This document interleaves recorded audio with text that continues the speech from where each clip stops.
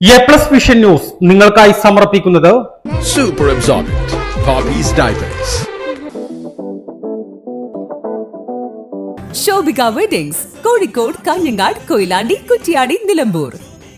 പരിചരണത്തിന്റെ 10 വർഷങ്ങൾ. Eranad hospital and research centre, main road, Edakkara. Sri Vivekananda പഠന കേന്ദ്രം, പാലേമാട്, എടക്കര.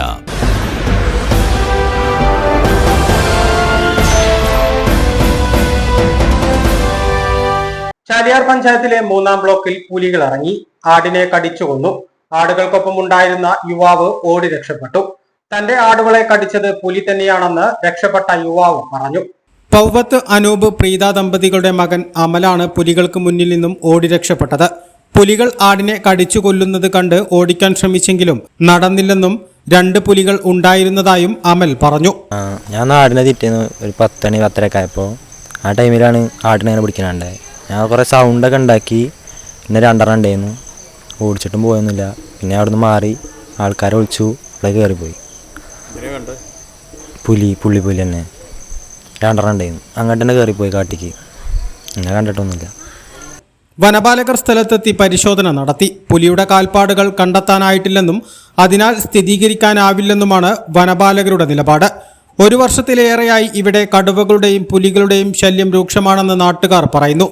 തീപ്പൊരിയിൽ ബേബി, തീപ്പൊരിയിൽ വിൽസൺ എന്നിവരുടെ ആടുകളെയും നിരവധി വീടുകളിലെ വളർത്തുനായ്കളെയും മുൻപ് കടുവ കടിച്ചു കൊന്നിരുന്നു. പുലികൾ 10ലേറെ ആടുകളെയാണ് 2 വർഷത്തിനിടയിൽ കടിച്ചു കൊന്നത്. പുലർച്ചെ ടാപ്പിങ്ങിന് പോകുന്നവർ കടുവയ്ക്കും പുലിക്കും മുന്നിലകപ്പെട്ട സംഭവങ്ങളുമുണ്ട്. പെരുവമ്പാടം ഭാഗത്തെ വനമേഖലയിൽ നിന്നുമാണ് കടുവയും പുലികളും അളക്കൽ വിജയപുരം 3-ാം ബ്ലോക്ക് ജനവാസ മേഖലയിലേക്ക് എത്തുന്നത്. കടുവയെയും പുലിയെയും പിടികൂടാൻ കൂട് സ്ഥാപിക്കണമെന്ന നാട്ടുകാരുടെ ആവശ്യം വനം വകുപ്പ് പരിഗണിക്കാത്തതാണ് കടുവകൾ ജനങ്ങൾക്ക് ഭീതി വിതച്ച് വനമേഖലയിൽ തമ്പടിക്കാൻ കാരണം. വനം വകുപ്പ് ജനങ്ങളുടെ ആവശ്യങ്ങൾക്ക് മുന്നിൽ മുഖം തിരിച്ചു നിൽക്കുകയാണെന്ന് ചാലിയാർ ഗ്രാമപഞ്ചായത്ത് അംഗം സിബി അമ്പാട്ട് പറഞ്ഞു. ഇപ്പോൾ 2 മാസമായിട്ട് നമ്മുടെ ഈ ചാലിയാർ പഞ്ചായത്തിലെ 14-ാം വാർഡ് പെരുവമ്പാടം എന്ന് പറയുന്ന ഈ സ്ഥലത്തെ അങ്കപ്പാറ അളക്കൽ വിജയപുരം മേഖലയിൽ ഒരു 2 മാസത്തോളമായിട്ട് ഇപ്പോൾ ഒരു 10 മേലെ ആടുകളെയും അതുപോലെ തന്നെ വളർത്തുനായ്ക്കളെയും കൊണ്ടുപോയി കഴിഞ്ഞിരിക്കുന്നു. ഇപ്പം തന്നെ കണ്ടമാനം ശല്യമാണ്. കാരണം ഇവിടെ എല്ലാവരും ടാപ്പിങ്ങുകാർ അതുപോലെ തന്നെ കൃഷിക്കാരുടെ മേഖലയാണിത്. എല്ലാവരും നേരം വെളുക്കുമ്പോൾ ടാപ്പിങ്ങിന് പോകുന്നു. അതുപോലെ തന്നെ കൃഷി ആയിട്ട് സംബന്ധിച്ച് ജീവിക്കുന്ന ആൾക്കാരാണ്. അപ്പം ഈ രാവിലെ പോകാനൊക്കെ എല്ലാവർക്കും ഭയങ്കര ഭയമായി തുടങ്ങി. ഇപ്പം തന്നെ ഇതിപ്പം ആദ്യം പട്ടികളെ പിടിച്ചു, ആടിനെ പിടിച്ചു. ഇത് കഴിഞ്ഞു കഴിഞ്ഞാൽ ചിലപ്പോൾ ഇനി വരുന്നത് മനുഷ്യനെ ആണെന്ന് പറയാതിരിക്കാൻ പറ്റത്തില്ല. അപ്പോൾ വനപാലകർ ഇപ്പോൾ കാണിക്കുന്ന ഈ അമാന്തം വിട്ട് എത്രയും പെട്ടെന്ന് ഇതിനെ ഒന്നെങ്കിൽ കൂട് വെച്ച് പിടിക്കുകയോ അല്ലെങ്കിൽ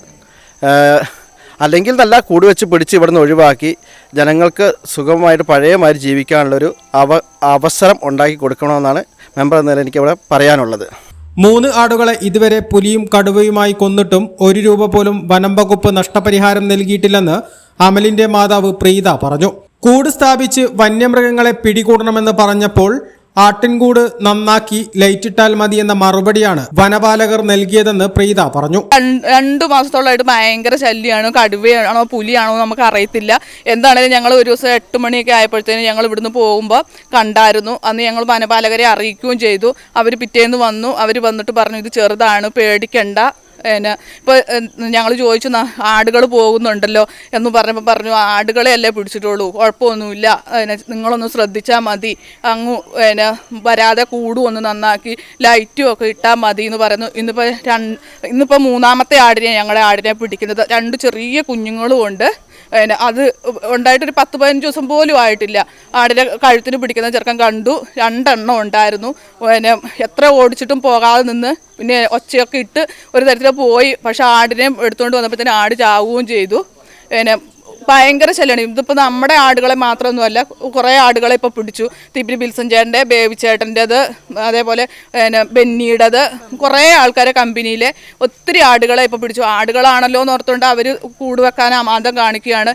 വനപാലകർ പറയുമ്പോഴും ഇതാണ് പറയുന്നത്, ചെറുതിനെ കിടാങ്ങളെയൊക്കെ പിടിക്കുകയുള്ളൂ, കിടാങ്ങളെയൊക്കെ നിങ്ങളൊന്ന് ശ്രദ്ധിച്ചാൽ മതി, അല്ലാതെ കൊണ്ട് മനുഷ്യരെ ഉപദ്രവിക്കില്ല. 4 മണിക്കും 3 മണിക്കും വെട്ടാൻ പോകുന്നവരൊക്കെയാണ്. ഭയങ്കര ശല്യമാണ്. നമുക്ക് എന്തെങ്കിലും ഒരു ഇത് ചെയ്യണം. അവർ പറയുന്ന മാതിരി ഇങ്ങനെ നിന്നിട്ട് കാര്യമൊന്നുമില്ലല്ലോ.